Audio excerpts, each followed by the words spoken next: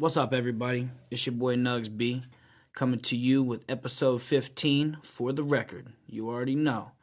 So I'm going to kick this one off with some quotes as usual. So I'm going to go ahead and get into it. This is one of my favorite ones, so I put it first. Everyone can rise above their circumstances and achieve success if they are dedicated to and passionate about what they do. And that was by Nelson Mandela. Moonlight drowns out all but the brightest stars. Also another favorite quote of mine by J.R.R. Tolkien. Next one is, he alone who owns the youth gains the future. And that was by Adolf Hitler. Change is the law of life, and those who look only to the past or present are certain to miss the future. And that was by John F. Kennedy. So, I was thinking the other day, why do dogs die from eating chocolate? So I was really curious about this. I was like, why can my dog not have chocolate? I mean, is it the sugar? Is it too much sugar? I mean, what is it? Is it the cocoa in it? I really don't know why you can't give a dog chocolate. So I looked it up, and I read a couple articles, and this is what I found. In large enough amounts, chocolate and cocoa products can kill your dog. The toxic component of chocolate is theobromine. Humans easily metabolize theobromine, but dogs process it much more slowly, allowing it to build up to toxic levels in their system. So I thought that was really, really interesting. I always was curious. I was like, why can't dogs? I think cats, I'm pretty sure cats can't have chocolate either. I'm pretty sure that it kills them as well. So theobromine, I guess it kills small animals. I mean, I don't know what other small animals it kills, but I know for sure that it kills dogs. And I'm pretty sure it kills cats. So that was just a little random fact that I was curious about myself. So I ended up, writing it down. I was like, I definitely want to share this with everybody on the podcast whenever I do the next episode. I just wanted to go ahead and throw some thanks out there again. I know I do it every episode, but I probably will continue to keep doing it. But we're almost at 750 likes on the page. I mean, I'm just super grateful for that. I can't thank you guys enough for all the support that you've given. It truly means a lot to me, all the critique that, people close to me have given me. I really appreciate that. I'm trying to, make it the best I can for you all as, appealing and as interesting as I can keep it. So, I really, really appreciate everybody tuning in. Make sure to share this video, like it, comment, react, go share the page, drop a recommendation, please. I really appreciate it, but I'm going to go ahead and get back into it.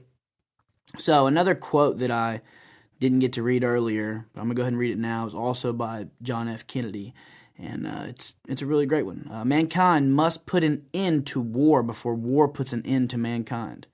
And that was by John F. Kennedy.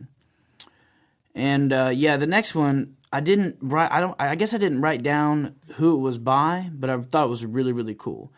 It says, it might be by John F. Kennedy again. I think it is, actually. Forgive your enemies, but never forget their names. So I thought that was a pretty cool quote as well. And some other things for you. Another random fact, kind of jumping back and forth, but still, another cool random fact is the name of the day Thursday comes from Thor's Day. So I guess it's Norse. I guess like from Norse mythology and stuff, like where Thursday came from was Thor's Day. Because Thor has always been, talked about, the god of thunder. So I thought that was a really cool, interesting fact. Also, another random fact for the day, on For the Record, with your boy Nugs B, is a flock of crows is known as a murder. Some might say that a group of 2 crows is an attempted murder. So, random facts for the day. Random facts for the day, man. Don't forget that attempted murder. Hashtag the real Nugs B. And another one I got for everybody is I was checking out some different things on fitness and health earlier today when I had a second to myself. And I figured I'd just go ahead and drop those with you as well. Do your weight workouts first. Experts say weight training should be done first because it's a higher intensity exercise compared to cardio. Your body is better able to handle weight training earlier in the workout because you're fresh and you have the energy you need to work it. Cardiovascular exercise should be the last thing you do at the gym because it helps your body recover by increasing blood flow to the muscles and flushing out lactic acid, which builds up in the muscles while you're weight training. So it builds up. So whenever you're, doing your cardio, that's when you're releasing it. It's flushing it out. It's getting all out of your system. So it's the lactic acid that makes your muscles feel stiff and sore. So like, if you haven't been to the gym in a while, you hit it up, you go hard, you feel like dumps, the next day. But if you do a lot of cardio before you leave the gym, typically the lactic acid should be out of your system. So you should be good. So make sure to do some cardio as soon as you're done with your weight training. Even if you're just walking, get your heart rate up, jog for a little bit, do a couple sprints if you can. If you can't, then just walk. Nobody's judging you at all, so just do what you can and do the best you can to try to get all that stuff out of your system. So I want to talk about something today. It's a very touchy subject for most people. So, I'm finished up with the quotes, finished up with the facts of the day, health tip of the day. I'm obliged to bring that to you all, each episode, trying to give you all some knowledge, spread some awareness. But I'm going to go ahead and get into something that's a very sensitive subject to most people. And I've talked to a couple different people on this theory, and it kind of sounds crazy at first. But if you really listen to it and you really think about it, it's probably the best bet that America has to stop, the opioid and methamphetamine and overall drug epidemic that America is in right now. The only way that we could truly stop it in a fast yet effective way would be to legalize every single drug that is available. So you set it up on a government level, same as methadone and Suboxone, because that's just a free drug that, it's not free, but it's a legal drug that people can go get and get a prescription for, that is to, block your receptors in your head for your addiction. So the thing is, instead of methadone and Suboxone clinics, let's just get rid of those, since they're just horrible poison for your body. I'm not saying that drugs are the best, but still, let's get rid of the methadone and Suboxone, because there's no help that's coming with that at all, period. There's no help. People can say, oh yeah, I've been clean for this long, I haven't done drugs. Cool. You're still giving all your money, and or insurance is giving their money to whoever to get this every single day for you. But you're not fixing your problem as an addict. You're still depending on something every single day to make sure you get through the day without wanting to be high or getting high, because methadone blocks it out. So here's my thing. Not trying to bash on anybody who does methadone or Suboxone, just really stating facts here, and my opinion also along with facts, because I feel like it's a crutch. I feel like it's a crutch, and I feel like if we did it this way, it would work better. So if you like heroin and you are super into heroin, you can come to this clinic that is, providing the drugs by the government, and depending on what type of insurance you have or depending on your income, you can get it to pay for your insurance. You can get as much heroin as you want, but you cannot leave the facility. You have to get shot up there, or smoke it there, or snort it there, or whatever you want to do, but you cannot leave the facility. So if you can't leave the facility, then if you OD, then you're going to be resuscitated right there. Boom, you're going to be Narcaned, or you're going to be, whatever. You're being monitored the whole time that you were high on this drug. So when you're doing this, you don't stop, but you decrease dramatically the overdoses that you're going to see in the world. You dramatically stop hepatitis C and any other STDs and or viruses or bacteria that you're spreading through dirty needles, because when you come to our clinic, this nice fancy clinic we're giving you, the government's going to give you, you're not going to be getting dirty needles. They're going to be clean every single time. They're going to come right out of the package. A nurse is going to be shooting you up. You're fine. You can sit right here and get as high as you like. And, the stipulation on it will be like, if you get too high and then you have to leave for work, or you have to go somewhere, or whatever it may be for your normal day, you have to sign this waiver, so you can't, just go ahead and get high and then go do something stupid and nod out and, at your car. If you're that high, then you can't leave, and or if we think that you're, whatever, then you have to sign this waiver, blah, blah, blah, so on and so forth. So if you give people this, it will stop all the drug dealers. People won't be dying all the time because people are cooking dope in their bathtubs, giving people fentanyl. So it becomes a legal drug. And I'm not saying there's not going to be kinks and there's not going to be some things happen that aren't a part of the plan and a part of the program, but at the same time, you got to realize that there's going to be problems. But fear doesn't work. Incarceration obviously doesn't work. Letting people, weed themselves out definitely doesn't work. It's just hurting families and everybody who's involved with the situation.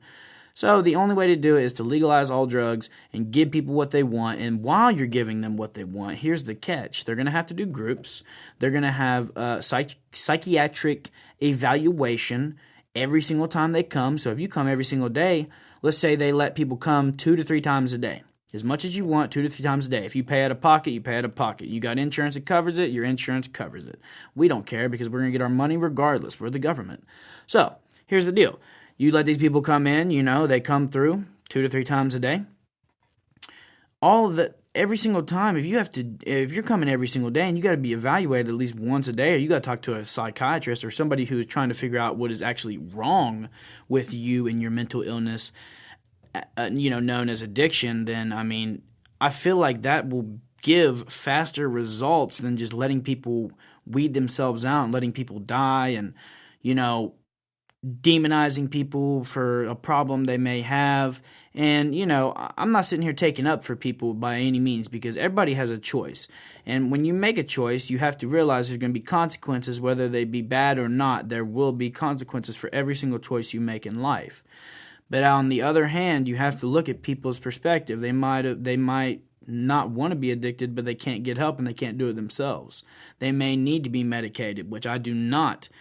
I repeat, I do not 100% disagree. I disagree with people being medicated. But in the reality of this world with 7 billion people on it, some people need to be medicated simply because there is an imbalance in their brain that is not to be taken lightly, because they could do damage to themselves or somebody else, or they could go through their whole life just being miserable. I feel like everybody deserves to be happy. I'm a live and let live type of person. So, legalization of all drugs is the only way to save our country when it comes to drugs. Nothing else has ever worked. So, like I said, you legalize drugs, the drug dealers dry up.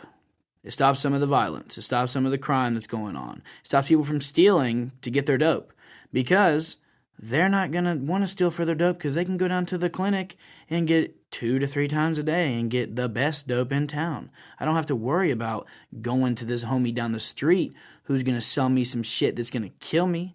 I can go straight to the government who's going to hook me up with the best dope I've ever had in my life, and I'm good to go. So that's our only way, and that's just how it's going to have to work. I don't think it's ever going to happen. But if it were to happen, that would fix our problem eventually. It would fix itself.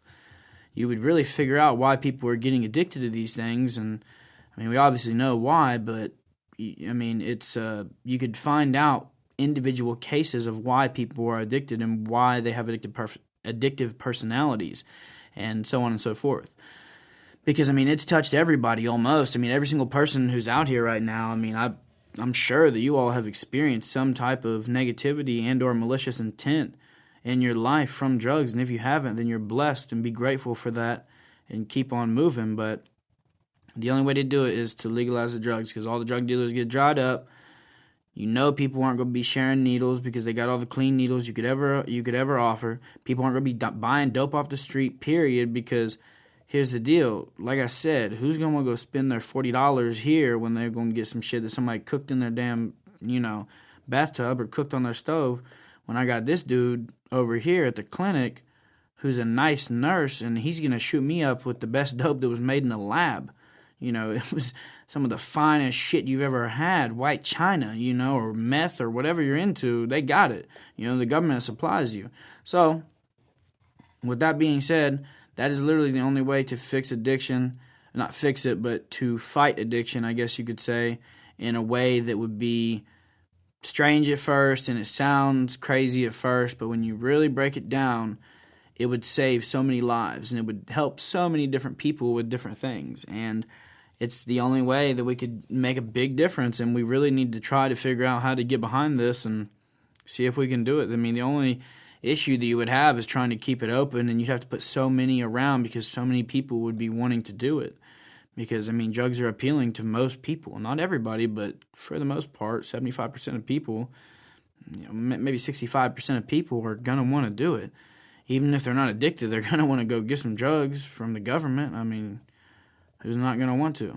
So, like I said, it's it will have some backfires, obviously, in certain areas, simply because that's just how it works. Comes with the territory.